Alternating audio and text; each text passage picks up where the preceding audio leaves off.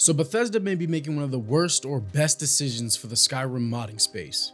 For years, Skyrim and Skyrim Special Edition alike have been the top modded games on Nexus, showing that the game is pretty much synonymous with modding for casual gamers, content creators, and mod makers alike. Modding on Skyrim, as we know, was so popular that Bethesda launched the Creation Club, which allowed a few weapon, armor, and future updates to be accessible to all players without the need of online downloads or third-party sites and software. However, a lot of mods were reworks are already established in the general modding community, and features for PC players were already familiar with. This was a red flag for players because, for the most part, when a game developer starts paying attention to modding communities, it either goes great and modders are left to continue their pursuit of tweaks and additions to the game, or it goes south and major effort seems to be put forward to make modding of the games impossible or difficult without reverting your game to an older or offline version.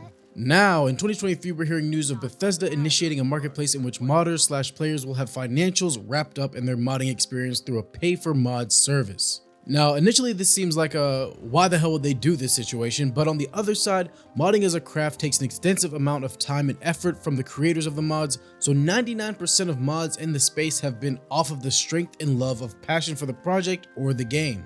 Sites like Nexus and Patreon allow users to donate to support their favorite mod authors, but let's face it, most people use mods and move on, which technically isn't the fault of the user since even modders have the option to set up paywalls to protect themselves, but with the sharing of digital files, even that isn't always a viable option. So a marketplace of mods supported by the game developers itself should be a positive for the industry and give an in to those working tirelessly to improve or add to games we love. Except if mods are recreated by the developers' teams and remapped and branded as their own content, meaning more money to the big guy and practically no change for run and gun modders. This also brings another question to light as far as the future of Skyrim and the future of the whole entire modding gaming space. If paid mods become the norm, this could end up creating a boom of modding being completely shut out unless made by the corporate industry, making the modding overall more tedious, requiring the use of additional anti-cheat or mod software that will need to be followed up on, as well as a change in the general ingenuity of the modding space.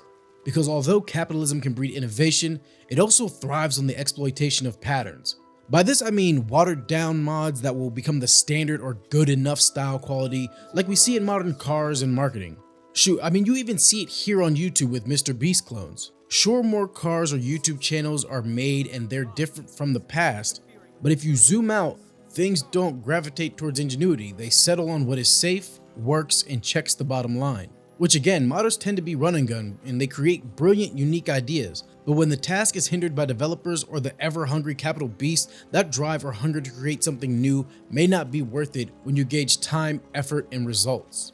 And I know this is a long shot, but it might even create a sector for those modders to then aspire to work in for these companies, so that might be a plus. It's kind of difficult territory because on one hand, we all should root for anyone getting a deserved cut for their hard work. But it is possible Bethesda is making a mistake by changing the atmosphere with such a pivotal stone in the modding sphere like Skyrim.